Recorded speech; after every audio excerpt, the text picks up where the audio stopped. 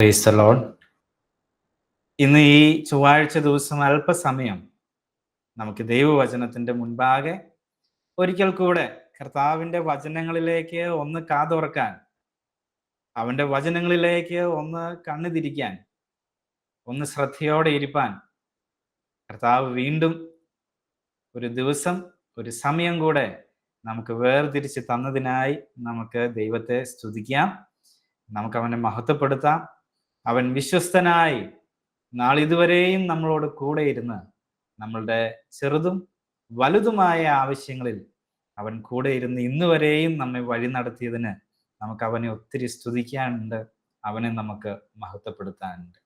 കഴിഞ്ഞ കാലങ്ങളിൽ ദൈവം നമ്മെ നടത്തിയതും കരുതിയതും അവൻ്റെ ആ രക്ഷയിലേക്ക് നമ്മളെ കൊണ്ടുവന്നതും അത് അനുഭവിപ്പാൻ, അത് ആസ്വദിക്കാൻ, രുചിച്ചറിയുവാൻ നമ്മളുടെ ജീവിതങ്ങളെ കർത്താവ് സഹായിച്ചതിനെ ഓർത്തെല്ലാം നമുക്ക് മഹത്വപ്പെടുത്തി നന്ദിയോടെ വേണം നമുക്ക് അവൻ്റെ സന്നിധിയിൽ ചേർന്നിരിക്കാൻ.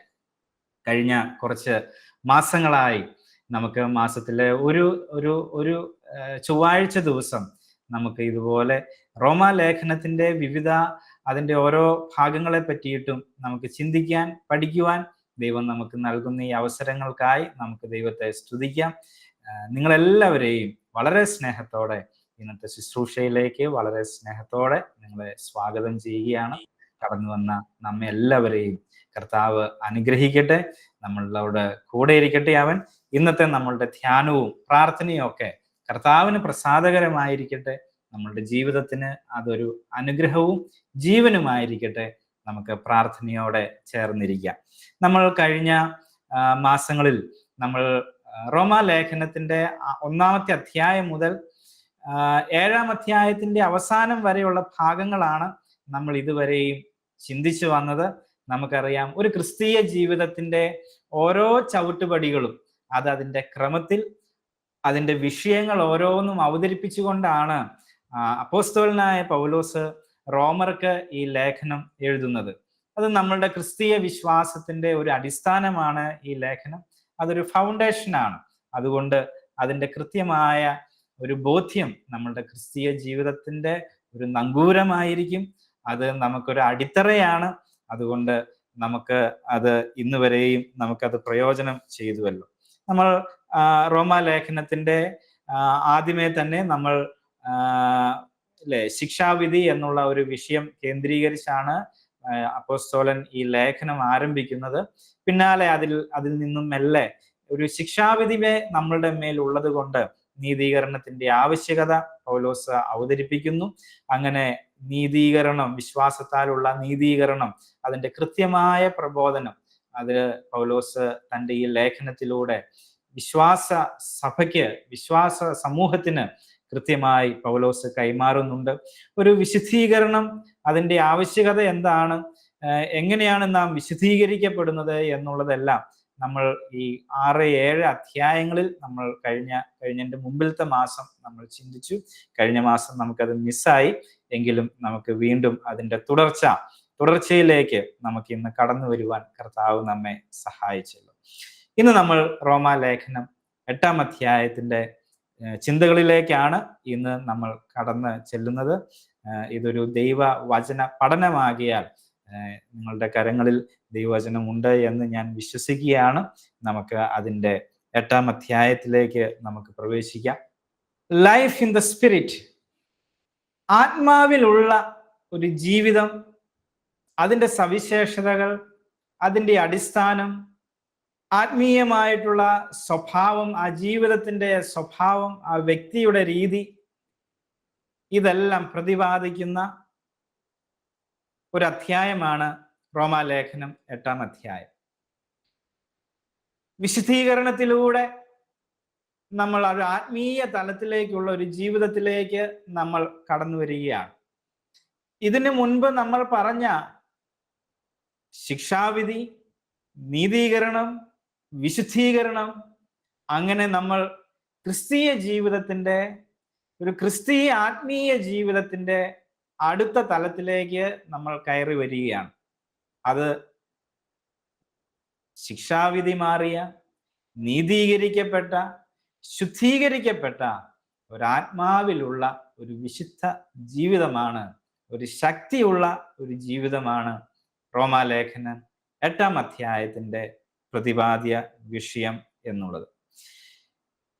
എങ്ങനെയാണ് ഒരു അനുഗ്രഹപ്രദമായ ഒരു ആത്മാവിലുള്ള ഒരു ക്രിസ്തീയ ജീവിതം സാധ്യമാകുന്നത്? എന്താണ് അതിൻ്റെ അടിസ്ഥാനം? അതിൻ്റെ 1 മുതൽ 4 വരെയുള്ള വാക്യങ്ങളിലേക്ക് വരുമ്പോൾ 8-ാം അധ്യായം 1-ാമത്തെ വാക്യം തുടങ്ങുന്നത് ഇങ്ങനെയാണ്: അതുകൊണ്ട് ഇപ്പോൾ ക്രിസ്തുയേശുവിൽ ഉള്ളവർക്ക് ഒരു ശിക്ഷാവിധിയും ഇല്ല എന്ന് പറഞ്ഞിട്ടാണ് 8-ാം അധ്യായം ആരംഭിക്കുന്നത്. ആത്മാവിലുള്ള ജീവിതത്തിന്റെ അതിന്റെ അടിത്തറ എന്ന് പറയുന്നത് ശരിക്കും റോമാലേഖനത്തിന്റെ ആദ്യത്തെ പ്രതിപാദ്യ വിഷയത്തിലേക്ക് പൗലോസ് വീണ്ടും നമ്മെ കൂട്ടിക്കൊണ്ടുപോവുകയാണ്. എവിടെയാണോ നമ്മൾ റോമാലേഖനം ആരംഭിച്ച ആ പ്രതിപാദ്യ വിഷയം എന്താണോ അതിലേക്ക് തന്നെയാണ് അതിന്റെ അടിസ്ഥാനത്തിന്റെ ചൂണ്ടുവിരൽ പൗലോസ് ഇടുന്നത്: ശിക്ഷാവിധി. നമ്മുടെ റോമാലേഖന പഠനം ആരംഭിച്ചത് ഈ വിഷയത്തിൽ നിന്നാണ്, ശിക്ഷാവിധി. സർവ്വലോകത്തിന്റെ മേലും നിൽക്കുന്ന ഒരു ശിക്ഷാവിധി എന്നുള്ളത്. എന്നാൽ ഇവിടെ ആത്മീയ ജീവിതത്തിലേക്കുള്ള, ആത്മാവിലുള്ള ജീവിതത്തിലേക്കുള്ള അതിൻ്റെ ഒരു അടിത്തറ എന്ന് പറയുന്നതും ഈ ശിക്ഷാവിധിയിൽ നിന്നും നമ്മൾ രക്ഷപ്പെട്ടു, നമ്മളുടെ മേൽ ഒരു ശിക്ഷാവിധി ഇല്ല എന്നുള്ളതാണ്. ഒരു ക്രിസ്തീയ വിശ്വാസിയുടെ മേൽ, ഒരു ക്രിസ്തുവിന്റെ പൈതലിന്റെ മേൽ, അല്ലെങ്കിൽ ഒരു ക്രിസ്ത്യാനിയുടെ മേൽ ഒരു ശിക്ഷാവിധി ഇല്ല എന്നുള്ളതാണ് ആത്മാവിലുള്ള ജീവിതത്തിന് നമ്മൾക്ക് അതിനുള്ള ഒരു സാധ്യത എന്നുള്ളത്, അതിൻ്റെ ഒരു അടിസ്ഥാനം എന്നുള്ളത് ഈ ശിക്ഷാവിധി നമ്മിൽ നിന്നും മാറിപ്പോയി എന്നുള്ളത് കൊണ്ടാണ്. പൗലോസ് ഇവിടെ പറയുന്നു, ഇപ്പോൾ ക്രിസ്തുയേശുവിലുള്ളവർക്ക് ഒരു ശിക്ഷാവിധിയും ഇല്ല. അവിടെ നിന്നാണ് ക്രിസ്തീയ ജീവിതത്തിന്റെ, അല്ലെങ്കിൽ ഒരു ആത്മീയ ജീവിതത്തിന്റെ ആരംഭം. അവിടെ നിന്ന് അതൊരു അടിത്തറയാണ്. അത് നമ്മളുടെയൊക്കെ ജീവിതത്തിന്റെ ഒരു അടിസ്ഥാനമാണ്.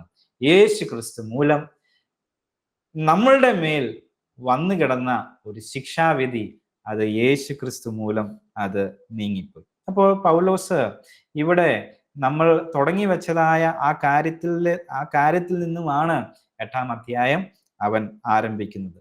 അപ്പോൾ ക്രിസ്തയേശുവിലുള്ളവർക്ക് ഒരു ശിക്ഷാവിധിയും ഇല്ല. 2-ാമത്തെ വാക്യം ഇങ്ങനെയാണ്: ജീവന്റെ ആത്മാവിന്റെ പ്രമാണം എനിക്ക് പാപത്തിന്റെയും മരണത്തിന്റെയും പ്രമാണത്തിൽ നിന്ന് ക്രിസ്തു യേശുവിൽ സ്വാതന്ത്ര്യം വരുത്തിയിരിക്കുന്നു. അപ്പോൾ എന്തുകൊണ്ടാണ് എനിക്കൊരു ശിക്ഷാവിധി ഇല്ലാത്തത് എന്നുള്ളതിന്റെ ഉത്തരമാണ് 2-ാം വാക്യത്തിൽ പൗലോസ് അവിടെ വിശദീകരിക്കുന്നത്. എനിക്ക് പാപത്തിന്റെ പ്രമാണത്തിൽ നിന്നും മരണത്തിന്റെ പ്രമാണത്തിൽ നിന്നും എല്ലാം എനിക്കൊരു വിടുതൽ കിട്ടി, അതിൽ നിന്നും ഞാൻ ഫ്രീ ആയി എന്നുള്ളത് കൊണ്ടാണ് എൻ്റെ മേൽ ഇനി ഒരു ശിക്ഷാവിധി ഇല്ല എന്ന് പൗലോസ് പറയാനായിട്ട് കാരണം. അപ്പോൾ ക്രിസ്തുവിന്റെ ജീവങ്കിലേക്ക് വരുമ്പോൾ, യേശു ക്രിസ്തുവിലുള്ള വിശ്വാസത്തിലേക്ക് വരുമ്പോൾ, വീണ്ടും ജനത്തിന്റെ അനുഭവത്തിലേക്ക് കടന്നു വരുമ്പോൾ അവിടെ ഈ ശിക്ഷാവിധി മാറിപ്പോകുന്നു. ഒരു ശിക്ഷാവിധി നമ്മളുടെ മേൽ ഇല്ല. അതിനെ ജയിച്ചു, ആ ശിക്ഷാവിധിയെ നമ്മൾ ഓവർകം ചെയ്തു എന്നുള്ളതാണ് ഒരു ആത്മാവിലുള്ള ജീവിതത്തിന്റെ അടിസ്ഥാനം എന്നുള്ളത്. നമ്മൾ തുടർന്ന് അടുത്ത വാക്യത്തിൽ, ഇപ്പോൾ ക്രിസ്തുയേശുവിൽ നമുക്കൊരു സ്വാതന്ത്ര്യമാണ് ലഭിച്ചത്. എന്തിൽ നിന്നുള്ള സ്വാതന്ത്ര്യം നമുക്ക് ലഭിച്ചു? അല്ലെ, നമുക്ക് ലഭിച്ചത് ശിക്ഷാവിധിയിൽ നിന്നുള്ള ഒരു സ്വാതന്ത്ര്യം നമുക്ക് ലഭിച്ചു. പാപത്തിന്റെ പ്രമാണത്തിൽ നിന്നുള്ള ഒരു സ്വാതന്ത്ര്യം നമുക്ക് ലഭിച്ചു. നമ്മൾ മരണത്തിന്റെ പ്രമാണത്തിൽ നിന്നുള്ള ഒരു സ്വാതന്ത്ര്യം നമുക്ക് ലഭിച്ചു. അങ്ങനെ ആത്മാവിലുള്ള ജീവിതം അതൊരു ബന്ധിക്കപ്പെട്ട ജീവിതമല്ല, അത് സ്വതന്ത്രമാക്കപ്പെട്ട ഒരു ജീവിതമാണ്. പല പഴയ പ്രമാണങ്ങളിൽ നിന്നും നമ്മളുടെ ജീവിതം സ്വതന്ത്രമാക്കപ്പെട്ടു. പാപത്തിന്റെ, മരണത്തിന്റെ, ശിക്ഷാവിധിയുടെ ആ പ്രമാണത്തിൽ നിന്നെല്ലാം നമ്മൾക്ക് സ്വാതന്ത്ര്യം ഉണ്ടായി എന്നുള്ളതാണ് ഒരാത്മാവിലുള്ള ജീവിതത്തിന്റെ അടിത്തറ എന്ന് പറയുന്നത്. അപ്പോൾ നമ്മൾ 1-2 വാക്യങ്ങൾ കഴിഞ്ഞ് 3-ാം വാക്യത്തിലേക്ക് വരുമ്പോൾ അവിടെ ഇങ്ങനെയാണ് എഴുതിയിട്ടുള്ളത്: ജഡത്താലുള്ള ബലഹീനത നിമിത്തം ന്യായപ്രമാണത്തിന് കഴിയാഞ്ഞതിനെ സാധിപ്പാൻ ദൈവം തൻ്റെ പുത്രനെ ജഡത്തിന്റെ സാദൃശ്യത്തിലും പാപം നിമിത്തവും അയച്ചു.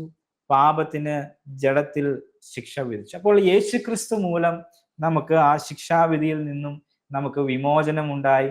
യേശുക്രിസ്തു മൂലം നമുക്ക് പാപത്തിൽ നിന്നും മരണത്തിൽ നിന്നുമുള്ള ഒരു വിടുതൽ നമുക്ക് അവനിൽ നിന്നും ഉണ്ടായി. യേശുക്രിസ്തുവിന്റെ മേൽ അതെല്ലാം അവന്റെ മേൽ ചുമത്തി അവനൊരു യാഗമായി, അവനൊരു പാപയാഗമായി അവൻ തീർന്നതിനാൽ, അവന്റെ ജഡത്തിലേക്ക് എല്ലാം ഏൽപ്പിക്കപ്പെട്ടു എന്നുള്ളതിനാൽ, അവന്റെ യാഗത്താൽ നമുക്കൊക്കെയും ഈ പ്രമാണത്തിൽ നിന്നും സ്വാതന്ത്ര്യം ലഭിച്ചു. ഇന്ന് നാം വിശ്വാസത്തോടെ അവന്റെ സന്നിധിയിലേക്ക് കടന്നു വന്നാൽ ഇതിൽ നിന്നുള്ള വിടുതൽ, ഇതിൽ നിന്നെല്ലാം മോചനം, ന്യായപ്രമാണത്തിന് സാധിക്കാത്തത് ദൈവം തൻ്റെ പുത്രനിലൂടെ സാധിപ്പിച്ചെടുത്തു എന്നുള്ളതാണ് നമുക്ക് 8-ാം അധ്യായത്തിന്റെ 1 മുതൽ 4 വരെയുള്ള വാക്യങ്ങളിൽ നിന്ന് നമുക്ക് മനസ്സിലാക്കാവുന്നു. ജഡത്തെയല്ല, 4-ാം വാക്യം, ജഡത്തെയല്ല ആത്മാവിനെ അത്രേ അനുസരിച്ച് നടക്കുന്ന നമ്മിൽ ന്യായപ്രമാണത്തിന്റെ നീതി നിവൃത്തിയാകേണ്ടതിന് തന്നെ.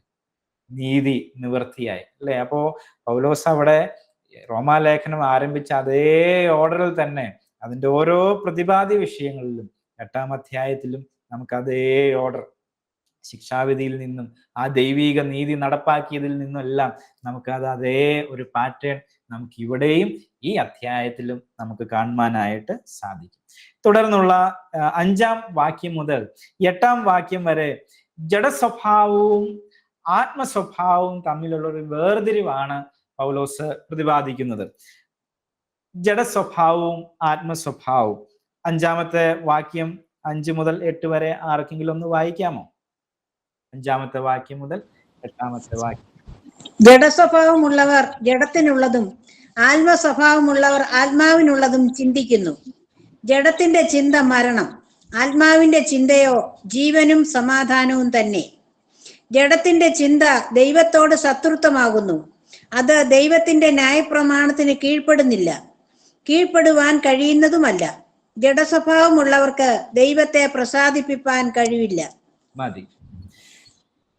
ജഡസ്വഭാവവും അല്ലെങ്കിൽ ജഡീക ചിന്തയും ആത്മീക ചിന്തയും തമ്മിലുള്ള ഒരു വ്യത്യാസമാണ് നമുക്കിവിടെ കാണുവാനായിട്ട് സാധിക്കുന്നത്. 8-ാം അധ്യായത്തിന്റെ 5 മുതൽ 8 വരെയുള്ള വാക്യം. ഒരു മനുഷ്യന്റെ ജീവിതത്തെ നയിക്കുന്നതിൽ നമ്മളുടെ ചിന്തകൾക്കുള്ള പ്രസക്തി വളരെ വലുതാണ്. ചിന്തകളാണ് നമ്മളുടെ ജീവിതത്തെ നയിക്കുന്നത്. പല പല ഓരോ ചിന്തകൾ ഇങ്ങനെ ചേർക്കപ്പെട്ടാണ് അത് നമ്മളുടെ ഒരു ചിന്തയുടെ ഒരു പാറ്റേൺ അവിടെ രൂപപ്പെടുകയാണ് ചെയ്യുന്നത്. ജഡസ്വഭാവവും ആത്മസ്വഭാവവും, നമ്മളുടെ സ്വഭാവം ഏതാണ് എന്ന് നമുക്ക് തന്നെ തിരിച്ചറിയുവാൻ നമ്മളുടെ ചിന്തകൾ എവിടെ കിടക്കുന്നു എന്നുള്ളത് അതിനെ നമ്മൾ ഒന്ന് ഒബ്സർവ് ചെയ്താൽ നമുക്കത് സാധിക്കുന്നതാണ്. മനുഷ്യന്റെ സ്വഭാവത്തെ രൂപപ്പെടുത്താൻ, അവന്റെ വികാരങ്ങളെ ക്രമീകരിക്കാൻ, അവന്റെ പ്രവൃത്തികളെ ക്രമീകരിക്കാൻ ചിന്തകൾക്കുള്ള ശക്തി വളരെ വലുതാണ്. എവിടെയാണോ നമ്മളുടെ ചിന്തകൾ, അവിടെയാണ് നാം ജീവിക്കുന്നത്. ഇവിടെ പൗലോസ് അപ്പോസ്തലൻ പറയുന്നു, ജഡസ്വഭാവമുള്ളവർ ജഡത്തിനുള്ളതും ആത്മസ്വഭാവമുള്ളവർ ആത്മാവിനുള്ളതും ചിന്തിക്കുന്നു. നമ്മളുടെ സ്വഭാവം ഏതാണ് എന്നറിയാൻ നമ്മളുടെ ചിന്തകളിലേക്ക് നോക്കിയാൽ മതി. നമ്മളുടെ ചിന്തകളിൽ നിറഞ്ഞു നിൽക്കുന്നത് എന്താണ്? ജഡത്തെപ്പറ്റി, ലോകത്തെപ്പറ്റി, ലൗകികമായ ചിന്തകളിലാണോ, അപ്രകാരമുള്ള ചിന്തകളാണോ നമ്മിൽ കൂടുതലും സഞ്ചരിക്കുന്നത്? അതോ ആത്മാവിനുള്ള ചിന്തകളാണോ നമ്മളുടെ ചിന്തകളിൽ കൂടുതലും വ്യാപരിക്കുന്നത്? ഇത് നമ്മളുടെ സ്വഭാവം, ആത്മസ്വഭാവം, നമ്മളുടെ ആ ഇൻക്ലിനേഷൻ ഏതാണ് എന്നുള്ളത്, നമ്മളുടെ ചായ്വ് ഏതാണ് എന്നുള്ളത് തിരിച്ചറിയാൻ നമ്മെ സഹായിക്കുന്നതാണ്. ഒന്ന് നമ്മളുടെ ജീവിതത്തിലേക്ക് ഒന്ന് നോക്കിയാൽ, നമ്മളുടെ മനസ്സിൽ നമ്മളുടെ ഒരു ദിവസം നമ്മൾ നോക്കിയാൽ, അല്ലെങ്കിൽ രാവിലെ മുതൽ ഉച്ച വരെയുള്ള നമ്മളുടെ സമയം നോക്കിയാൽ, എങ്ങനെയുള്ള ചിന്തകളെയാണ് നാം താലോലിക്കുന്നത്? എങ്ങനെയുള്ള ചിന്തകളിലാണ് നാം മുഴുകാറ്? ദൈവവചനത്തിന് ഉള്ള സ്വാധീനം എത്രത്തോളം ഉണ്ട്? നമ്മുടെ ആത്മാവിനുള്ളത്, അതിനെ പരിപോഷിപ്പിക്കാനുള്ളത് നാം എത്രത്തോളം നൽകുന്നുണ്ട്? അത് നമ്മളുടെ ഒരു ആത്മ പരിശോധന നടത്തുവാൻ ഇന്ന് നമ്മളെ സഹായിക്കട്ടെ. തിരക്കുകളുടെ മധ്യേ, ധാരാളം ബദ്ധപ്പാടുകളുടെ മധ്യേ, നമ്മളുടെ ചിന്തകൾ, അതിൻ്റെ ചായ്വ് എങ്ങോട്ടാണ് എന്ന് നാം ഒന്ന് പരിശോധിക്കുന്നത് നല്ലതാണ്. ജഡസ്വഭാവമുള്ളവർ ജഡത്തിനുള്ളത് ചിന്തിക്കുന്നു, ആത്മസ്വഭാവമുള്ളവർ ആത്മാവിനുള്ളത് ചിന്തിക്കുന്നു. ജഡത്തിന്റെ ചിന്ത ദൈവത്തോട് ശത്രുത്വം ആകുന്നു. അപ്പോൾ ജഡസ്വഭാവത്തിന്റെ അല്ലെങ്കിൽ ജഡീക ചിന്തയിൽ നമ്മളുടെ മനസ്സ് വെച്ചാൽ അതിൻ്റെ ഒരു പ്രത്യേകത എന്നുള്ളത്, ഒന്ന് അതിൽ കൂടുതലും ആ ചിന്തകൾ കേന്ദ്രീകരിക്കപ്പെടുന്നത്, നമ്മൾ കൂടുതലും ചിന്തിക്കുന്നത് നമ്മളുടെ ബോഡിലി ആയിട്ടുള്ള, നമ്മുടെ ശാരീരികമായിട്ടുള്ള, ലൗകികമായിട്ടുള്ള കാര്യങ്ങളിലായിരിക്കും നമ്മളുടെ കൂടുതൽ ശ്രദ്ധ വന്ന് പതിയുന്നത്. അത് എവിടെ ചെന്ന് അവസാനിക്കും? അത് ഒടുവിൽ നമ്മളുടെ മരണത്തിൽ, നമ്മളുടെ ആത്മസ്വഭാവം അത് മരിക്കും. അല്ലെങ്കിൽ നമ്മളുടെ ആത്മീയ ജീവിതത്തെ അത് ഇല്ലായ്മ ചെയ്യും. അതിൻ്റെ ഒരു ഒടുക്കം എന്നുള്ളത്, അതിൻ്റെ അന്തം എന്നുള്ളത് മരണമാണ്. ജഡത്തിന്റെ ചിന്ത മരണം. ജഡത്തിന്റെ ചിന്ത നമ്മളെ എത്തിക്കുന്നത്, അത് മരണത്തിലേക്കാണ് അത് നമ്മളെ എത്തിക്കുന്നത്. പ്രിയമുള്ളവരെ, നമ്മളുടെ ജീവിതത്തിൽ നമ്മളുടെ പ്രകൃതം, നമ്മളുടെ ചിന്തകൾ, ജഡത്തിനായുള്ള ചിന്തകൾ, ലൗകികമായിട്ടുള്ള ചിന്തകൾ, അത് നമ്മിൽ വളർന്ന് അത് പന്തലിച്ചാൽ അത് നമ്മളുടെ ജീവിതത്തെ അത് നാശത്തിലേക്ക് നയിക്കും, മരണത്തിലേക്ക് നയിക്കും എന്ന് നമുക്ക് കാണുവാനായിട്ട് സാധിക്കും. 7-ാം വാക്യത്തിലേക്ക് വരുമ്പോൾ, ജഡത്തിന്റെ ചിന്ത ദൈവത്തോട് ശത്രുത്വമാകും. അപ്പോൾ ജഡീക ചിന്ത ഒന്ന്, അത് ജഡസ്വഭാവം എന്ന് പറയുമ്പോൾ ഒന്ന്, അവിടെ ചിന്തകൾ നമ്മളുടെ ജഡീകമായിട്ടുള്ള കാര്യങ്ങളിലേക്കും ലൗകികമായിട്ടുള്ള കാര്യങ്ങളിലേക്കും കേന്ദ്രീകരിക്കപ്പെടുന്നു. അതിൻ്റെ ഒടുക്കം എന്നുള്ളത് അത് മരണമാണ്, അതിൻ്റെ ഒടുക്കം എന്ന് പറയുന്നത്. പിന്നെ അവിടെ നമ്മൾ എപ്പോഴും ശ്രമിക്കുന്നത് നമ്മളുടെ പ്രകൃതികളെ, അല്ലെങ്കിൽ നമ്മുടെ ശാരീരികമായിട്ടുള്ള കാര്യങ്ങളെ ആസ്വദിക്കാൻ, ലൗകികമായിട്ടുള്ള കാര്യം, അങ്ങനെയുള്ള ആഗ്രഹങ്ങളെ എല്ലാം നിറവേറ്റുവാനാണ് ഇതിന്റെ ഒരു പ്രവണത കിടക്കുന്നത്. അത് ദൈവത്തോട് ഈ ജഡസ്വഭാവം അല്ലെങ്കിൽ ഈ ജഡീക ചിന്തകൾക്ക് അതിന് ദൈവത്തോട് ശത്രുത്വമാണ് ഉള്ളത്. എന്ന് പറഞ്ഞാൽ ശത്രുത്വം എന്ന് അത് രണ്ടും ഓപ്പോസിറ്റ് ആണ് എന്നാണ് അതിന്റെ അർത്ഥം. ഇത് രണ്ടും അല്ലെ നമുക്ക് ഒരേ രീതിയിൽ ഒരേ പ്രാധാന്യത്തോടെ കൊണ്ടുപോകാൻ ബുദ്ധിമുട്ടാണ്. അതിന് ഒരു ഓപ്പോസിറ്റ് ആണ് ഇത് രണ്ടും എന്ന് നമുക്ക് ഒന്ന് കൂടുമ്പോൾ മറ്റൊന്ന് കുറയും. അപ്പോൾ ഇവിടെ ജഡീക ചിന്ത, ജഡീകമായിട്ടുള്ള ചിന്തകൾ, ജഡത്തിന്റെ ചിന്ത, അത് ദൈവത്തോട് ശത്രുത്വമാണ്. അതിനൊരു എനിമിറ്റി, ഒരു ഹോസ്റ്റിലിറ്റി അതിനുണ്ട് എന്ന് നമുക്ക് കാണുവാനായിട്ട് സാധിക്കും. അത് മാത്രമല്ല, അത് നമ്മൾ 7-ാം വാക്യം തുടർന്ന് വായിക്കുമ്പോൾ, അത് ദൈവത്തിന്റെ ന്യായപ്രമാണത്തിന് കീഴ്പ്പെടുന്നില്ല. അപ്പോൾ ദൈവത്തിന്റെ പ്രമാണങ്ങൾ, ദൈവത്തിന്റെ ന്യായപ്രമാണങ്ങൾ ഇതിനോട് കീഴ്പ്പെടുവാൻ, അല്ലെ, ജഡത്തിന്റെ ചിന്തകൾ അതിനോട് കീഴ്പ്പെടുന്ന ചിന്തകളല്ല ജഡത്തിന്റെ ചിന്തകൾ. അപ്പോൾ ദൈവീക വഴികൾ, ദൈവീക പ്രമാണങ്ങൾ, ദൈവീക രീതികൾ ഇതിനോട് കീഴ്പ്പെടുന്നതല്ല നമ്മിലുള്ള ജഡീക അല്ലെങ്കിൽ ഈ ജഡീക ചിന്തകൾ എന്ന് പറയുന്നത്. മാത്രമല്ല 8-ാം വാക്യത്തിൽ നമ്മൾ ഇങ്ങനെ വായിക്കുന്നു, ജഡസ്വഭാവമുള്ളവർക്ക് ദൈവത്തെ പ്രസാദിപ്പിക്കുവാൻ കഴിവില്ല. ജഡത്തിന്റെ സ്വഭാവമുള്ളവർക്ക് ദൈവത്തെ പ്രസാദിപ്പിക്കാൻ കഴിവില്ല. അവിടെ നമ്മളുടെ ഒരു കഴിവ് നഷ്ടപ്പെടുകയാണ്. മനുഷ്യന് ദൈവത്തെ പ്രസാദിപ്പിക്കാനുള്ള കഴിവ് നഷ്ടപ്പെട്ടു പോവുകയാണ്. ഈ ജഡസ്വഭാവമുള്ളവർക്ക് ദൈവത്തെ പ്രസാദിപ്പിക്കാൻ അവർക്ക് സാധിക്കുന്നില്ല. ദൈവത്തിന്റെ ഇഷ്ടമുള്ളത് ചെയ്യുവാൻ അവർക്ക് കഴിയുന്നില്ല. ഇതൊക്കെയാണ് ഒരു ജഡസ്വഭാവം, ജഡീക മനസ്സുള്ള വ്യക്തിക്ക് വന്ന് ഭവിക്കുന്നത്. അതിൻ്റെ പ്രത്യേകതകളാണ് നാം ഇതുവരെയും കണ്ടത്. എന്നാൽ ഇതിന്റെ വിപരീതമുണ്ട്. ആ വിപരീതം എന്ന് പറയുന്നത് ആത്മസ്വഭാവമാണ്. ആത്മാവിനുള്ളത് ചിന്തിക്കുന്നതാണ്. ഇതിലേക്ക് കടന്നു വരുമ്പോൾ ആ വ്യക്തിയുടെ പ്രത്യേകത എന്താണ്? അവന്റെ മനസ്സ് കേന്ദ്രീകരിക്കപ്പെടുന്നത് ദൈവികമായ കാര്യങ്ങളിലാണ്. ആ ചിന്തകൾ മുഴുകുന്നത്. നമുക്കറിയാം, നമ്മളുടെയൊക്കെ മനസ്സിലൂടെ ധാരാളം ചിന്തകൾ കടന്നു വരും. ശരിയായിട്ടുള്ള ചിന്തകളും വരും, തെറ്റായിട്ടുള്ള ചിന്തകളും വരും. യാഥാർത്ഥ്യവുമായി ബന്ധമുള്ള ചിന്തകൾ വരും, യാഥാർത്ഥ്യവുമായി ബന്ധമില്ലാത്ത ചിന്തകൾ വരും. മനസ്സിലൂടെ കടന്നു പോകുന്ന എല്ലാ ചിന്തകളും ശരിയാകണം എന്നില്ല. ആകാശത്തിലൂടെ പല പക്ഷികൾ പറക്കും പോലെ നമ്മുടെ മനസ്സിലൂടെ ഒരുപാട് ചിന്തകൾ കയറിയിറങ്ങും. എന്നാൽ ഏതിലേക്കാണോ നമ്മൾ ശ്രദ്ധ പതിപ്പിക്കുന്നത്, ഏത് പക്ഷിക്കാണോ നമ്മൾ കൂട് വെച്ച് കൊടുക്കുന്നത്, ആ പക്ഷി അവിടെ സ്ഥിരതാമസമാകും. ഏത് ചിന്തകളിലേക്കാണോ നമ്മൾ മുഴുകുന്നത്, ആ ചിന്തകൾ, നമ്മൾ മുഴുകുന്ന ചിന്തകൾ നമ്മളുടെ ജീവിതത്തെ ഇൻഫ്ലുവൻസ് ചെയ്യാനായിട്ട് തുടങ്ങും. ചിന്തകൾ വരുന്നു, പോകുന്നു. എന്നാൽ ഞാൻ മുഴുകുന്ന ചിന്തകൾ അത് എൻ്റെ ജീവിതത്തെ സ്വാധീനിക്കുന്നു. ആത്മസ്വഭാവമുള്ളവർ മുഴുകുന്നത് എങ്ങനെയുള്ള ചിന്തകളിലാണ്? ദൈവികമായ ചിന്തകളിൽ അവർ കൂടുതൽ മുഴുകുന്നു.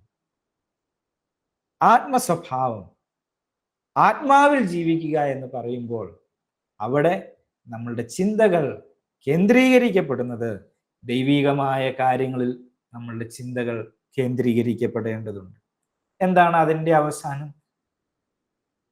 ജഡസ്വഭാവത്തിന്റെ, ജഡീക ജീവിതത്തിന്റെ, ജഡീക ചിന്തകളുടെ അവസാനം മരണമാണെന്ന് നമ്മൾ കണ്ടു. എന്നാൽ ആത്മസ്വഭാവത്തിന്റെ, ആത്മീയ ചിന്തകളുടെ, ആത്മീയ ജീവിതത്തിന്റെ അവസാനം എന്നുള്ളത് 6-ാം വാക്യത്തിൽ നമ്മൾ ഇങ്ങനെ വായിക്കുന്നു: ജഡത്തിന്റെ ചിന്ത മരണം, ആത്മാവിന്റെ ചിന്തയോ ജീവനും സമാധാനവും തന്നെ. ആത്മസ്വഭാവത്തിന് അത് നമ്മളെ എത്തിക്കുന്നത് ജീവിതത്തിൽ സമാധാനവും ജീവനും നമുക്ക് അനുഭവിക്കാനായിട്ട് സാധിക്കും. അപ്പം നമ്മളുടെ ജീവിതത്തിൽ ആത്മീയമായ ചിന്തകളിൽ, ആത്മീയമായ ജീവിതത്തിൽ നമ്മളുടെ ശ്രദ്ധ കേന്ദ്രീകരിച്ചാൽ നമുക്ക് കിട്ടുന്ന ഒരു റിസൾട്ട് എന്ന് പറയുന്നത് നമ്മളുടെ ജീവിതം അതിനൊരു ജീവനുണ്ടാകും, അതിനൊരു ലൈഫ് വരും. അത് പാസീവായി പോകില്ല, അത് ആക്റ്റീവാകും, അതിനൊരു ജീവൻ ഉണ്ടാകും, ജീവൻ വയ്ക്കും അതിന്. മാത്രമല്ല ജീവിതത്തിൽ സമാധാനം കടന്നു വരും. പലപ്പോഴും നമ്മളുടെ ജീവിതത്തിന്റെ സമാധാനം കെടുത്തി കളയുന്നത് നമ്മളുടെ ആ ഫോക്കസ് ഇവിടേക്ക് വരുമ്പോൾ, ലോകത്തിലേക്ക് വരുമ്പോൾ, ജഡത്തിലേക്ക് വരുമ്പോഴാണ് പലപ്പോഴും നമ്മളുടെ സമാധാനം നമുക്ക് നഷ്ടപ്പെട്ടു പോകുന്നത്. ജീവിതത്തിന്റെ പ്രശ്നങ്ങളിലൂടെ കയറി ഇറങ്ങുമ്പോൾ, ജീവിത സാഹചര്യങ്ങൾക്ക് മാറ്റങ്ങൾ ഉണ്ടാകുമ്പോൾ, നമ്മൾ ജീവിച്ചു വന്ന രീതികൾക്ക് വ്യതിയാനങ്ങൾ സംഭവിക്കുമ്പോൾ, ജീവിതത്തിന്റെ പ്രശ്നങ്ങളിലൂടെ നമ്മൾ കടന്നു വരുമ്പോഴൊക്കെ നമ്മളുടെ സമാധാനം നഷ്ടപ്പെടാൻ സാധ്യതയുണ്ട്. എന്നാൽ അങ്ങനെയുള്ള അവസരങ്ങളിൽ നമ്മൾ ദൈവത്തിങ്കിലേക്ക് നമ്മുടെ ശ്രദ്ധയെ കേന്ദ്രീകരിച്ചാൽ,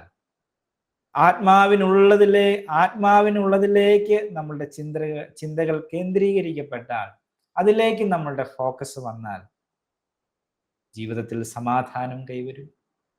നമുക്ക് സമാധാനത്തോടെ, പ്രശ്നങ്ങളുടെ നടുവിലും സമാധാനത്തോടെ ജീവിക്കാൻ നമുക്ക് സാധിക്കും. അപ്പോൾ ആത്മസ്വഭാവമുള്ളവർക്ക് കൈവരുന്ന കാര്യങ്ങളൊന്ന് അല്ലെ, അവരുടെ ചിന്തകൾ ദൈവത്തിൽ കേന്ദ്രീകരിക്കപ്പെടുന്നു. അതിൻ്റെ ഒടുക്കം എന്നുള്ളത് ജീവനും സമാധാനവുമാണ് എന്ന് ദൈവവചനം നമ്മെ പഠിപ്പിക്കുന്നു. അതിൽ കൂടുതലും അത് നമ്മൾ ആത്മാവിൻ്റെ ചിന്തയോ ജീവനും സമാധാനവും തന്നെ. നമ്മൾ വീണ്ടും 9-ാം വാക്യം വായിക്കുമ്പോൾ, നിങ്ങളോ ദൈവത്തിന്റെ ആത്മാവ് നിങ്ങളിൽ വസിക്കുന്നു എന്ന് വരികിൽ ജഡസ്വഭാവമുള്ളവരല്ല, ആത്മസ്വഭാവമുള്ളവർ അത്രേ.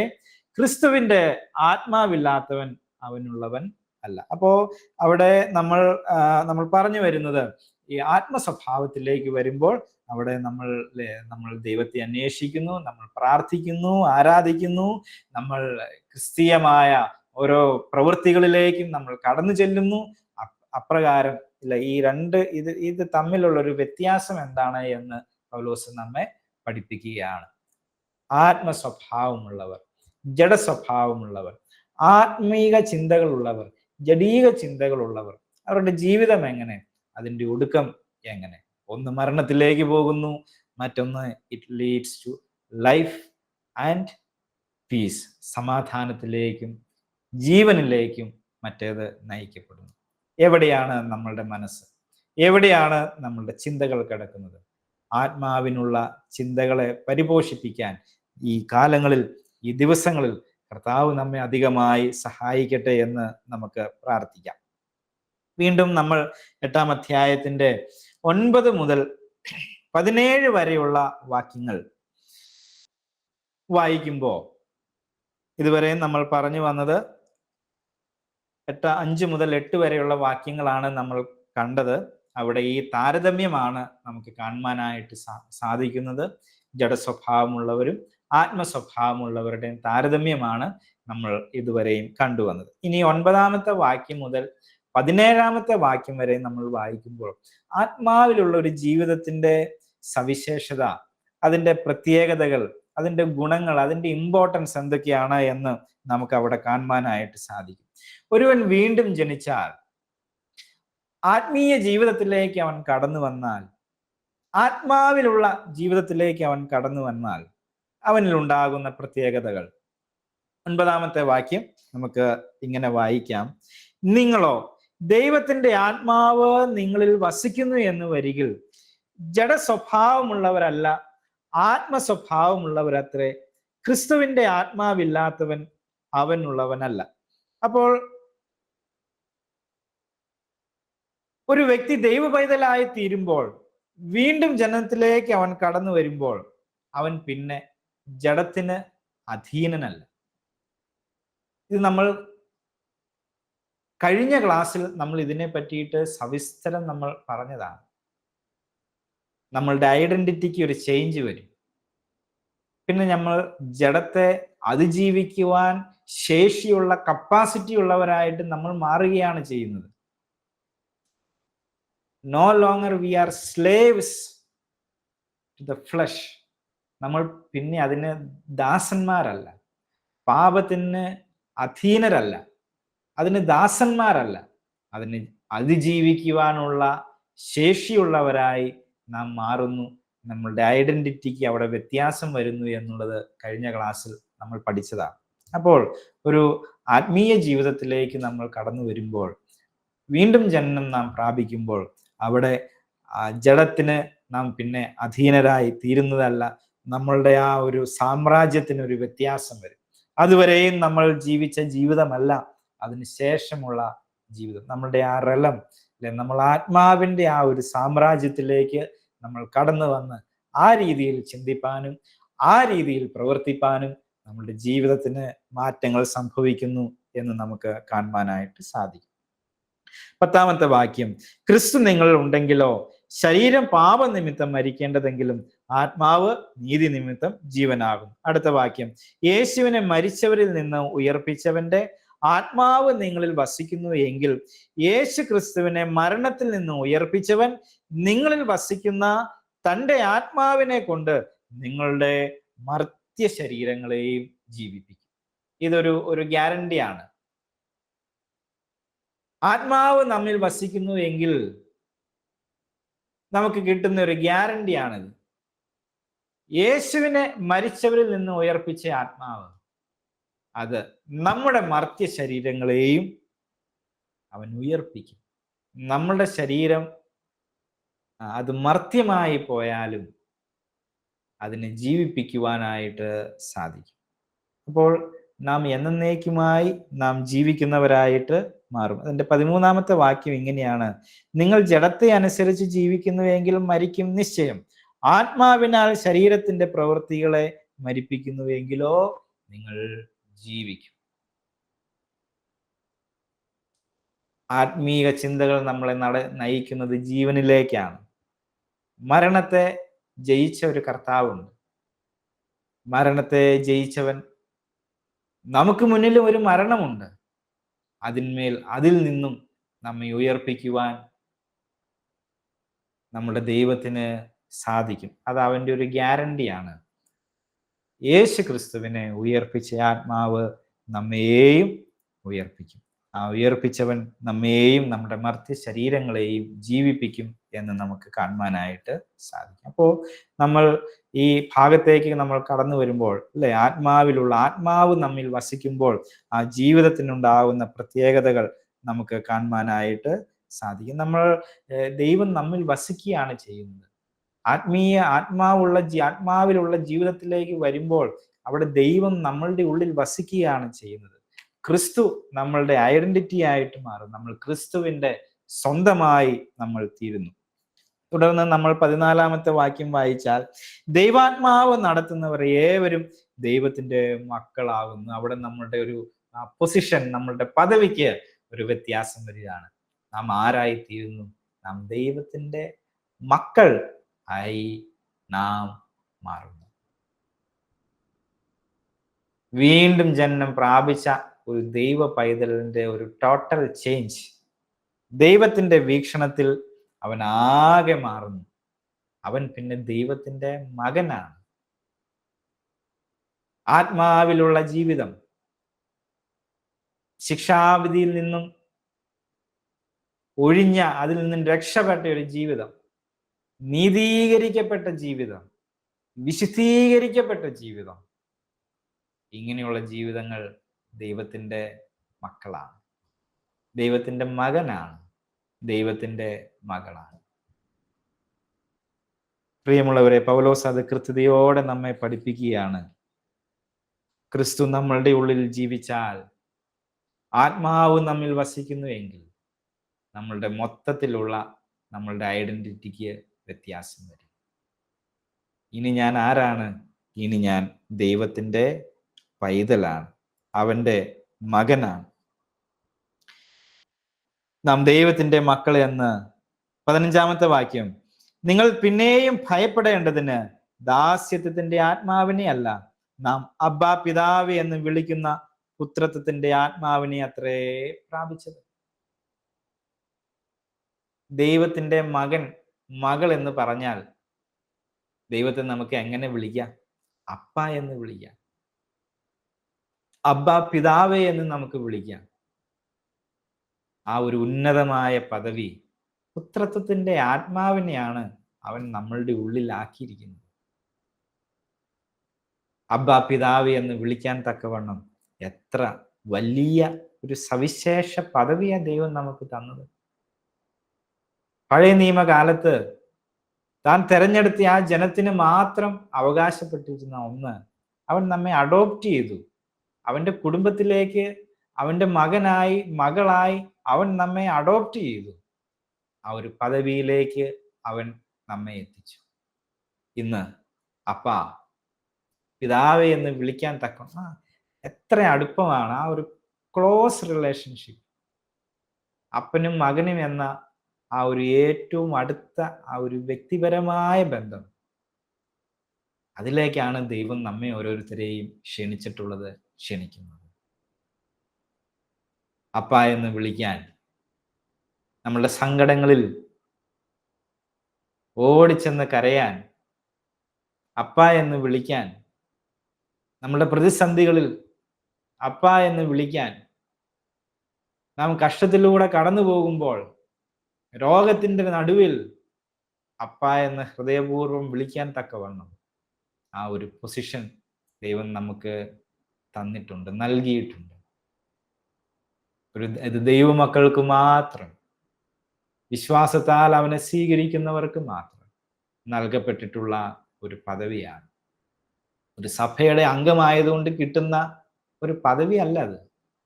പ്രാദേശികമായ ഏതെങ്കിലും കൂടിവരവുകൾ കൊണ്ട് ലഭിക്കുന്ന ഒരു പദവി അല്ല അത്. ഞാൻ ക്രിസ്തുവിനെ എൻ്റെ ജീവിതത്തിന്റെ രക്ഷിതാവായി, കർത്താവായി സ്വീകരിക്കുന്ന നാൾ അവൻ എൻ്റെ പിതാവായി മാറുന്നു. നാം അവൻ്റെ പുത്രനായി മാറുന്നു, മകനായി മാറുന്നു, അവൻ്റെ മകളായി മാറുന്നു. അബ്ബാ പിതാവേ എന്ന് വിളിക്കത്തക്ക രീതിയിൽ അത്രത്തോളം ആ ഒരു അടുത്ത ബന്ധത്തിലേക്ക് അവൻ നമ്മെ കൂട്ടിക്കൊണ്ടുവരുന്നു. ഇന്ന് പ്രിയമുള്ളവരെ, ആ ബന്ധം, അതിലുണ്ടായ വിള്ളലുകൾ, അതിലുണ്ടായ അകൽച്ച സംഭവിച്ചിട്ടുണ്ടോ? ഉണ്ടെങ്കിൽ അത് ഏറ്റെടുത്ത് കർത്താവെ വന്നുപോയ ആ അകൽച്ചയെ നീക്കാനുള്ള ചൂടുകൾ നാം വെക്കേണ്ട സമയമായി. ഒരു പക്ഷേ ഇന്നത്തെ നമ്മളുടെ പ്രശ്നം ആ ബന്ധത്തിൽ നിന്നും അകന്നു പോയതാണ് ഇന്ന് നമ്മളുടെ പ്രശ്നം. അതിലേക്ക് അടുത്തു വരുവാൻ കർത്താവ് നാം ഓരോരുത്തരെയും സഹായിക്കട്ടെ. 16-ാമത്തെ വാക്യം, നാം ദൈവത്തിന്റെ മക്കൾ എന്ന് ആത്മാവ് താനും നമ്മുടെ ആത്മാവിനോട് സാക്ഷ്യം പറയും. ഇത് എങ്ങനെ അറിയാൻ നാം ദൈവത്തിന്റെ മകനായി ആണ് എന്ന്? അത് നമ്മളുടെ ആത്മാവ് തന്നെ സാക്ഷ്യം പറയും. നമ്മളുടെ ഉള്ളിൽ അത് അനുഭവിക്കാൻ സാധിക്കും. നമ്മളുടെ ഉള്ളം അത് നമ്മളോട് തന്നെ പറയും. നാം ദൈവത്തിന്റെ മകനാണ്, മകളാണ് എന്നുള്ളത് നമ്മളുടെ ആത്മാവ് തന്നെ ആത്മാവോടുകൂടെ സാക്ഷ്യം പറയും. നാം മക്കളെങ്കിലോ അവകാശികളുമാകുന്നു, ദൈവത്തിന്റെ അവകാശികളും ക്രിസ്തുവിന് കൂട്ടവകാശികളും തന്നെ. അവകാശികളാണ്. മകൾ എന്ന് പറഞ്ഞാൽ, മക്കൾ എന്ന് പറഞ്ഞാൽ അവർ അവകാശികളാണ്. നാം ദൈവത്തിന്റെ എല്ലാ വാഗ്ദത്തങ്ങൾക്കും നാം അവകാശികളാണ്. അവന്റെ നന്മകൾക്ക് നാം അവകാശികളാണ്. അവൻ ചെയ്യാമെന്ന് പറഞ്ഞിട്ടുള്ള, അവൻ തന്നിട്ടുള്ള ഗ്യാരണ്ടികൾക്കെല്ലാം നമ്മൾ അവകാശികളാണ്. എന്തെല്ലാം അവൻ നമുക്ക് വേണ്ടി ചെയ്യാമെന്ന് പറഞ്ഞിട്ടുണ്ടോ അതിനെല്ലാത്തിനും നാം അവകാശികളാണ്. മകനായ നമുക്ക്, മക്കളായ നമ്മൾക്ക് അതിൻ്റെ ഒപ്പം തന്നെ ദൈവത്തിന്റെ അവകാശങ്ങളെല്ലാം അവന്റെ മക്കൾക്കും നമ്മൾ അതിൻ്റെ അവകാശികളാണ്. അതിലേക്കാണ് നമ്മെ ദൈവം കൂട്ടിക്കൊണ്ടുവന്നിരിക്കുന്നത്. നാം അവനോടുകൂടെ തേജസ്കരിക്കപ്പെടേണ്ടതിന് അവനോടുകൂടെ കഷ്ടമനുഭവിച്ചാലും അത്ര. അപ്പോൾ ഇപ്രകാരം നാം 17 വരെയുള്ള വാക്യങ്ങൾ വായിക്കുമ്പോൾ എത്ര അനുഗ്രഹിക്കപ്പെട്ടതാണ് ഈ ആത്മീയ തലത്തിലുള്ള ആ ജീവിതം, എത്രത്തോളം അനുഗ്രഹിക്കപ്പെട്ടതാണ് എന്ന് നമുക്ക് കാണുവാനായിട്ട് സാധിക്കും. അതിലേക്കാണ് ദൈവം നമ്മെ കൂട്ടിക്കൊണ്ട് വന്നത് എന്ന് ഓർക്കുമ്പോൾ, ആ പുത്രത്വത്തിന്റെ പദവിയാണ് നാം ഓരോരുത്തരും അലങ്കരിക്കുന്നത് എന്ന് ഓർക്കുമ്പോൾ, അപ്പ ദൈവത്തെ, സൃഷ്ടാവായ ദൈവത്തെ, സകല പ്രപഞ്ചത്തെ മുഴുവൻ സൃഷ്ടിച്ച ദൈവത്തെ അപ്പ എന്ന് വിളിക്കാൻ തക്കവണ്ണം അത്രത്തോളം അടുപ്പം ദൈവം നമ്മളുടെ ജീവിതത്തിൽ തന്നിട്ടുണ്ട് എങ്കിൽ അത് ഒരു വലിയ പദവിയാണ്. അതിൻ്റെ മഹത്വം നാം തിരിച്ചറിയണം. അത് ദൈവം നമുക്ക് ഒരുക്കിയിട്ടുള്ള ഒരു വലിയ പദവിയാണ്. വീണ്ടും നമ്മൾ 18-ാമത്തെ വാക്യം മുതൽ 30-ാമത്തെ വാക്യം വരെ നമ്മൾ വായിക്കുമ്പോൾ അവിടെ നമ്മളുടെ ജീവിതത്തിൽ ക്രിസ്തുയേശുവിലുള്ള പ്രത്യാശയും വീണ്ടെടുപ്പും അത് എപ്രകാരമാണ് എന്ന് നമുക്ക് അവിടെ ആ ഭാഗങ്ങളിൽ നമുക്ക് വായിക്കാനായിട്ട് സാധിക്കും. 18-ാമത്തെ വാക്യം, നമുക്ക് വെളിപ്പെടുവാനുള്ള തേജസ് വിചാരിച്ചാൽ ഈ കാലത്തിലെ കഷ്ടങ്ങൾ സാരമില്ല എന്ന് ഞാൻ എണ്ണുന്ന ഒരു കാര്യമുണ്ട്, ഞാൻ കണക്കാക്കുന്ന ഒരു കാര്യമുണ്ട്. ഈ ലോകത്തിൽ എനിക്ക് കഷ്ടതകൾ വരും, അല്ലെ? നമ്മളുടെ ജീവിതത്തിലെ പിന്നോട്ടൊന്ന് തിരിഞ്ഞു നോക്കിയാൽ എത്രയെത്ര കഷ്ടതകളെയാണ് നാം ഫേസ് ചെയ്ത് വന്നത്. നമ്മളുടെ ബാല്യം മുതൽ, നമ്മളുടെ ചെറുപ്പം മുതൽ നാം അഭിമുഖീകരിച്ചിട്ടുള്ള പ്രശ്നങ്ങളിലേക്ക് നോക്കിയാൽ ഓരോ കാലഘട്ടത്തിലും നാം അഭിമുഖീകരിച്ച പ്രശ്നങ്ങൾ എത്ര. മാതാപിതാക്കളിൽ നിന്നും, മക്കളിൽ നിന്നും, ജീവിത പങ്കാളികളിൽ നിന്നും, ജോലി സ്ഥലങ്ങളിൽ നിന്നും, നമ്മളുടെ ജീവിതത്തിന്റെ ചുറ്റുവട്ടങ്ങളിൽ നിന്നും, മറ്റുള്ളവരിൽ നിന്നും, ജീവിതത്തിന്റെ സാഹചര്യങ്ങളിൽ നിന്നും എല്ലാം നമുക്ക് ഏറ്റ മുറിവുകളും കഷ്ടതകളും എത്രത്തോളമാണ്. എന്നാൽ അപ്പോസ്തലൻ പറയുന്നു, ഈ ഭൂമിയിൽ നമ്മളുടെ ജീവിതത്തിൽ നമുക്ക് വരുന്ന കഷ്ടതകളൊന്നും സാരമില്ല എന്നാണ് അവൻ എണ്ണുന്നത്. ഈ കാലത്തിലെ കഷ്ടങ്ങൾ സാരമില്ല. എന്തോർത്താൽ നമ്മിൽ വെളിപ്പെടുവാനുള്ള ആ തേജസ് ഓർത്താൽ, വെളിപ്പെടുവാനുള്ള തേജസ് അത്രയും വലുതാണ്. ഇന്ന് നമ്മൾ അനുഭവിക്കുന്ന കഷ്ടതകളുടെ ഇരട്ടി 100 ഇരട്ടി അത്രത്തോളം വലിപ്പമുള്ളതാണ്, മഹത്വമുള്ളതാണ് വരുവാനുള്ള തേജസ്. ഇനി നമുക്ക് സംഭവിക്കാനുള്ളത് മരണത്തിനപ്പുറം കർത്താവിന്റെ വരവിങ്കൽ നമ്മളുടെ ജീവിതങ്ങൾക്ക് സംഭവിക്കാനുള്ളത് അത്ര മഹത്വമുള്ളതാണ്. അത് ഓർക്കുമ്പോൾ ഈ ഭൂമിയിലെ കഷ്ടങ്ങൾ സാരമില്ല എന്ന് നമുക്ക് കണക്കാക്കാം. ഈ ഭൂമിയിലെ വേദനകൾ അത് സാരമില്ല. ശരീരത്തിന്റെ വേദനകൾ, മറ്റുള്ളവരിൽ നിന്നുണ്ടാകുന്ന പിരിമുറുക്കങ്ങൾ, അതൊന്നും സാരമില്ല എന്ന് നമുക്ക് കണക്കാക്കാം. കാരണം വരാനിരിക്കുന്ന തേജസ്സിനെ ഓർക്കുമ്പോൾ ഇതൊന്നും സാരമില്ല, ഇതൊന്നും നാം കണക്കാക്കേണ്ടത് ഇല്ല. അപ്പോൾ ഈ ഭൂമിയിൽ നമുക്കുണ്ടാകുന്ന കഷ്ടതകളെല്ലാം ടെമ്പററി ആണ്. ഒന്നും സ്ഥിരമായി നിൽക്കുന്നതല്ല, ഒന്നും ശാശ്വതമല്ല. അത് വരും, അത് പോകും, അത് താൽക്കാലികമാണ്.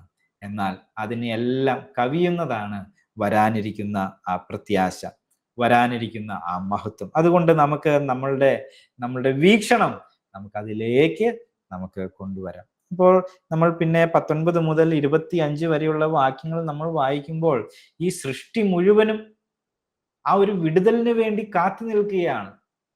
മനുഷ്യൻ പാപത്തിൽ വീണത് മുതൽ ഈ ഭൂമി മൊത്തം നാശത്തിന്, ആ ഒരു ശാപത്തിന് അധീനമായി. ആ ശാപത്തിൽ നിന്നുള്ള ഒരു മോക്ഷത്തിനായി ഈ മനുഷ്യൻ മാത്രമല്ല, പ്രപഞ്ചം മുഴുവൻ എല്ലാം ആ DK എന്ന് പറയുന്ന ഒരു പ്രമാണത്തിന് അധീനമായി പോയി. പ്രകൃതി അതിൽ നിന്നുമുള്ള ഒരു വിടുതലിന് വേണ്ടിയിട്ട്, അതിൽ നിന്നുമുള്ള ഒരു സ്വാതന്ത്ര്യത്തിന് വേണ്ടിയിട്ട് പ്രകൃതി മുഴുവനും, സൃഷ്ടി മുഴുവനും ഈ ദ്രവത്വത്തിൽ നിന്നുള്ള ഒരു വിടുതലിന് വേണ്ടിയിട്ട് ആകാംക്ഷയോടെ കാത്തിരിക്കുകയാണ്. അതിൻ്റെ ഒപ്പം നമ്മളും ആ പ്രതീക്ഷയോടെ കാത്തിരിക്കുകയാണ്. ഈ ദ്രവത്വത്തിൽ നിന്നുള്ള ഒരു വിമോചനത്തിന് വേണ്ടിയിട്ട് നാം ഓരോരുത്തരും പ്രത്യാശയോടെ, നാം ഓരോരുത്തരും ആ വീണ്ടെടുപ്പിന് വേണ്ടിയിട്ട് നാം കാത്തിരിക്കുന്നു. അപ്പോൾ നമ്മൾ 26-ാമത്തെ വാക്യം നമ്മൾ വായിക്കുമ്പോൾ, ആത്മാവ് നമ്മളുടെ ബലഹീനതയ്ക്ക് തുണ നിൽക്കും. നമ്മുടെ ബലഹീനതകളിൽ ഈ ആത്മാവ് നമുക്ക് തുണ നിൽക്കുന്നു. ഈ പ്രതിസന്ധികളെ, ഈ കഷ്ടതകളെ, ഈ ദ്രവത്വത്തിൻ്റെതായ രീതികളെ, ഈ പ്രമാണങ്ങളെ എല്ലാം, അതിനെല്ലാം ഓവർകം ചെയ്യാൻ, അതിനെല്ലാം മാനേജ് ചെയ്ത് മുന്നോട്ട് കൊണ്ടുപോകാൻ, അതിനെല്ലാം അതിജീവിച്ച് മുന്നോട്ട് പോകാൻ നമ്മുടെ ബലഹീനതകളിൽ തുണ നിൽക്കുന്ന ഒരു ആത്മാവുണ്ട്. അത് നമ്മളെ സഹായിക്കും, നമുക്ക് തുണ നിൽക്കും. നമ്മളുടെ ജീവിതത്തെ മുന്നോട്ട് നയിക്കാൻ അത് നമ്മെ സഹായിക്കും. എല്ലാം എല്ലാം എല്ലാം ഒടുവിൽ നമ്മളുടെ നന്മയ്ക്കായി വ്യാപരിക്കും. 28-ാമത്തെ വാക്യം അതാണ്, ദൈവത്തെ സ്നേഹിക്കുന്നവർക്ക്, നിർണയപ്രകാരം വിളിക്കപ്പെടുന്നവർക്ക് തന്നെ സകലവും നന്മയ്ക്കായി കൂടി വ്യാപരിക്കുന്നു എന്ന് നാം അറിയുന്നു. ഞാൻ അറിയുന്ന ഒരു കാര്യം, ഞാൻ മനസ്സിലാക്കിയിട്ടുള്ള ഒരു കാര്യം, ദൈവത്തെ സ്നേഹിക്കുന്നവർക്ക്, നാം ദൈവത്തെ സ്നേഹിക്കുന്നവരാണ്. നിർണയപ്രകാരം വിളിക്കപ്പെട്ടവർക്ക്, ഞാൻ വിളിക്കപ്പെട്ട ഒരു വ്യക്തിയാണോ? ഇതാ എല്ലാം ഈ 2 കാറ്റഗറിയിൽ നാം പെടുന്ന ഒരു വ്യക്തിയാണെങ്കിൽ ജീവിതത്തിൽ എന്ത് സംഭവിച്ചാലും ഒടുവിൽ നാം തിരിഞ്ഞു നോക്കുമ്പോൾ അതിൽ ദൈവത്തിൻ്റെ നന്മ നമുക്ക് കാണുവാനായിട്ട് സാധിക്കും. ഒരു പക്ഷെ നാം കടന്നു പോകുന്ന ആ സാഹചര്യത്തിൽ ചിലപ്പോൾ അതിൻ്റെ നന്മ നമുക്ക് അത് മനസ്സിലാകാൻ നമുക്ക് സാധിച്ചു എന്ന് വരില്ല. ഇതിൽ എന്ത് നന്മയായിരിക്കുന്നത് എന്ന് നമ്മൾ ചോദിച്ചു പോകും. എന്തുകൊണ്ടാ ദൈവമേ എനിക്കിങ്ങനെ വന്നത്, ഭവിച്ചത് എന്ന് നമ്മൾ ചിന്തിച്ചു പോകും. എന്നാൽ അത് പരിഹരിക്കപ്പെട്ട് നമ്മൾ അതിനെ അതിജീവിച്ച് പാലത്തിന്റെ മറുകര എത്തുമ്പോൾ, പിറകിലേക്ക് നോക്കുമ്പോൾ നമുക്ക് മനസ്സിലാകും അതെന്റെ നന്മയ്ക്കായി തീർന്നു, അതെന്റെ നന്മയ്ക്കായി ഭവിച്ചു, ഞാൻ നന്നായി, അത് വന്നത് എനിക്ക് ഗുണമായി എന്ന് നാം കണ്ടെത്തും. അപ്പോൾ അതുകൊണ്ട് പ്രശ്നങ്ങളിലൂടെ നമ്മൾ കടന്നു പോകുമ്പോൾ ഒരുപക്ഷെ അതിൻ്റെ നന്മ നമുക്ക് ആ സമയത്ത് നമുക്ക് കാണുവാൻ സാധിച്ചെന്ന് വരില്ല. പക്ഷെ എങ്കിലും ഉള്ളുകൊണ്ട് ഉറക്കിയ അതിലും ഒരു നന്മയുണ്ട്. എന്തെന്ന് എനിക്ക് അറിയില്ല, ഇപ്പോൾ എനിക്കറിയില്ല. പക്ഷെ ഞാൻ പിന്നീട് അത് മനസ്സിലാക്കും. പ്രിയമുള്ളവരെ, ക്രിസ്തീയ ജീവിതത്തിലേക്ക് നാം കടന്നു വരുമ്പോൾ, ആത്മീയ ജീവിതത്തിലേക്ക് നാം കടന്നു വരുമ്പോൾ, ആത്മാവ് നമ്മളുടെ ഉള്ളിൽ വസിക്കുവാനായിട്ട് തുടങ്ങുമ്പോൾ, ആ ജീവിതത്തിൽ നാം നയിക്കപ്പെടുമ്പോൾ എല്ലാം നമ്മുടെ ജീവിതത്തിൽ വന്ന് ഭവിക്കുന്നതല്ല, അതെല്ലാം നന്മയ്ക്കായി തീരും. ദൈവത്തെ സ്നേഹിക്കുന്നവർക്ക്, നിർണയപ്രകാരം വിളിക്കപ്പെട്ടവർക്ക് തന്നെ സകലവും നന്മയ്ക്കായി കൂടെ വ്യാപരിക്കുന്നു. അപ്പോൾ നമ്മൾ ഈ ഭാഗങ്ങളിൽ 18 മുതൽ 30 വരെയുള്ള ഈ ഭാഗങ്ങളിൽ ആ ഒരു പ്രത്യാശ, ആ ഒരു വീണ്ടെടുപ്പ്, പ്രതിസന്ധികളെ അതിജീവിക്കാനുള്ള ഒരു ഉറപ്പ്, സകലത്തിൽ നിന്നും, ഈ ദ്രവത്വത്തിൽ നിന്നും നമ്മെ വീണ്ടെടുക്കുന്ന ഒരു കർത്താവ്, ഒരു പ്രത്യാശയുടെ ഒരു ഭാവി നമുക്ക് ഈ ഭാഗങ്ങളിൽ നമുക്ക് കാണുവാനായിട്ട് സാധിക്കും. 8-ാം അധ്യായത്തിന്റെ 31 മുതൽ 39 വരെയുള്ള ഒരു വാക്യങ്ങൾ ഒരു വിശ്വാസിയുടെ ജീവിതത്തിൽ ദൈവം നൽകുന്ന ഒരു സുരക്ഷയെ പറ്റിയിട്ടാണ് ഈ ഭാഗത്തിൽ നമുക്ക് കാണുവാനായിട്ട് സാധിക്കും. 31-ാമത്തെ വാക്യം, ദൈവം നമുക്ക് അനുകൂലമെങ്കിൽ നമുക്ക് പ്രതികൂലം ആർ? അനുകൂലമായിട്ട് 100 പേർ വേണ്ട, 1000 പേർ വേണ്ട, അനുകൂലമായിട്ട് ഒരാൾ നിന്നാ മതി, പിന്നെ പ്രതികൂലം ഇല്ല. ആ അനുകൂലമായി നിൽക്കേണ്ട ആൾ അനുകൂലമല്ല എങ്കിൽ പിന്നെ അനുകൂലിക്കാൻ എത്ര പേരുണ്ടായിട്ടും യാതൊരു കാര്യവുമില്ല. അനുകൂലിക്കാൻ ദൈവമുണ്ട് എങ്കിൽ അത് ജീവിതത്തിന്റെ ബലമാണ്.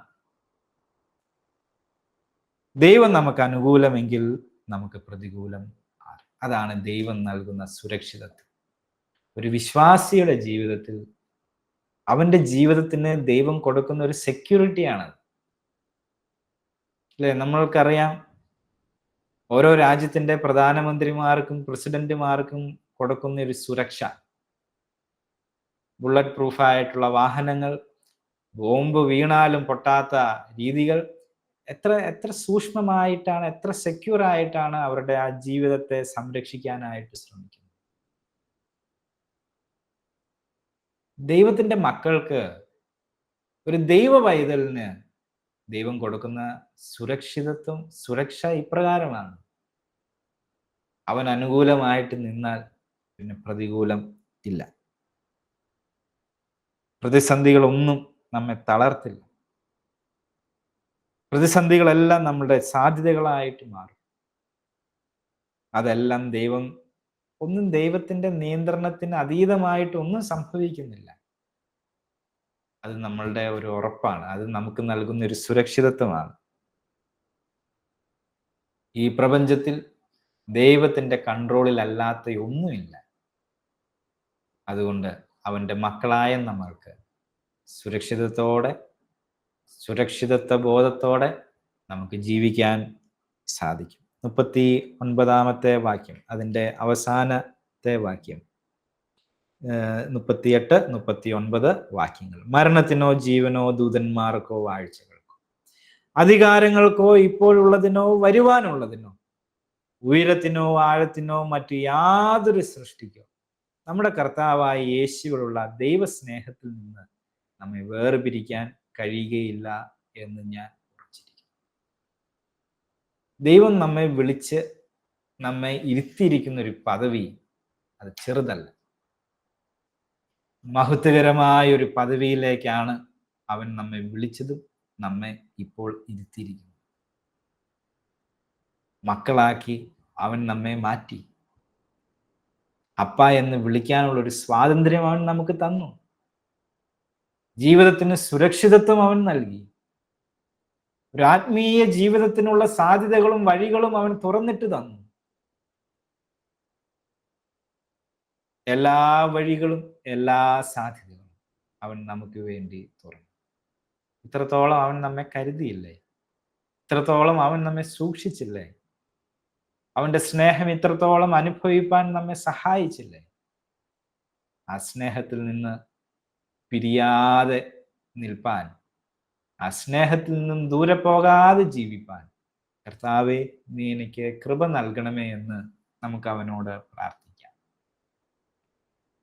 കൂടുതലായി നിന്നെ സ്നേഹിപ്പാൻ, കൂടുതലായി നിന്നിൽ റൂട്ടഡ് ആകാൻ, കൂടുതലായി അവനിൽ വേരൂന്നുവാൻ കർത്താവെ നീ സഹായിക്കണമേ എന്ന് നമുക്ക് പ്രാർത്ഥിക്കാം.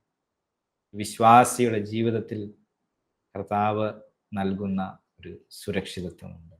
പ്രിയമുള്ളവരെ, എന്താണ് നമ്മളുടെ ജീവിതത്തിൻ്റെ സുരക്ഷ? എന്താണ് നമ്മളുടെ ജീവിതത്തിൻ്റെ സുരക്ഷിതത്വം?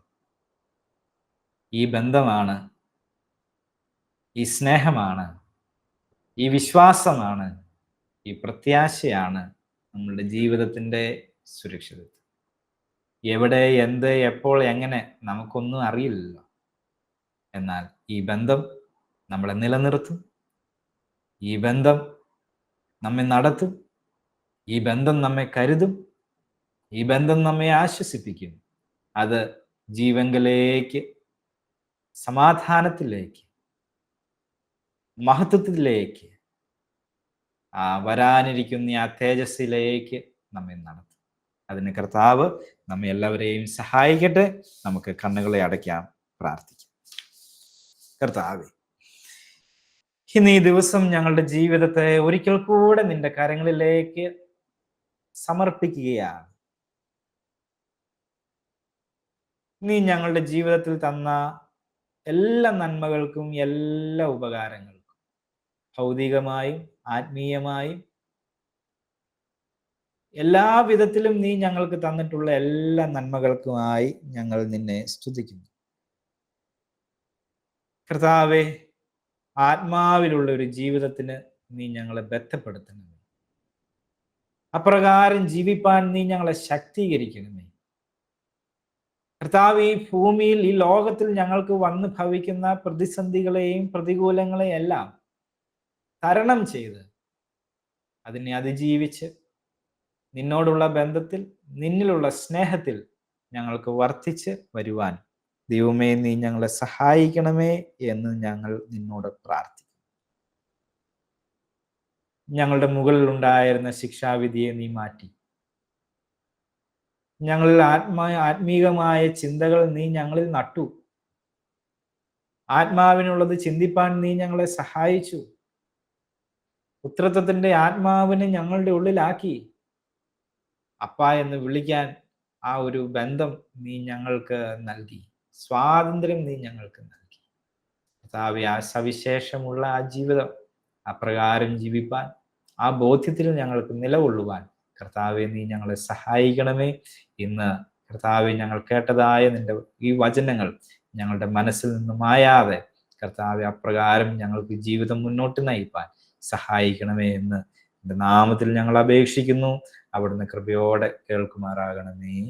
ആമേൻ.